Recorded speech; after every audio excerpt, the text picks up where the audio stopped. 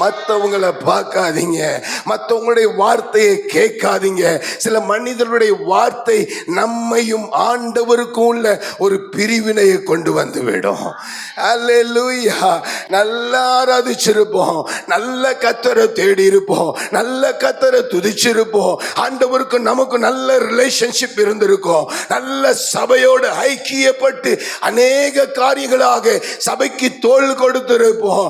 ஆரோனை போல, ஊரை போல, மோசையின் கரத்தை உயர்த்தி பிடித்த அந்த இரு ஊழியர்காரர்களை போல குடும்பமாய் ஊழியத்துக்கு உதவி செய்திருப்போம், குடும்பமாய் ஊழியத்துக்கு சப்போர்ட் பண்ணி இருப்போம். ஆனா ஏதோ ஒரு காரணத்தினால, ஏதோ ஒரு சம்பவத்தினால, எனக்கு இந்த ஐக்கியம் வேண்டாம், இந்த கூடுக வேண்டாம், போய் என்னத்தை கண்டேன், இருந்து என்னத்தை கண்டேன், செஞ்சு என்னத்தை கண்டேன்னு சொல்லி அநேக நேரத்தில் சில மனிதருடைய வார்த்தைகள், சாத்தானுடைய தந்திர செயல்கள் உங்களை வஞ்சித்திருக்கலாம்.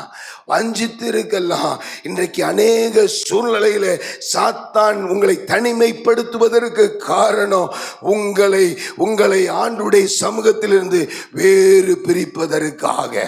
ஆண்டவர் உங்களை குறித்து விரும்புகிற காரியம் நீங்க ஐக்கியத்தில் இருக்கணும். அல்லேலூயா, அல்லேலூயா.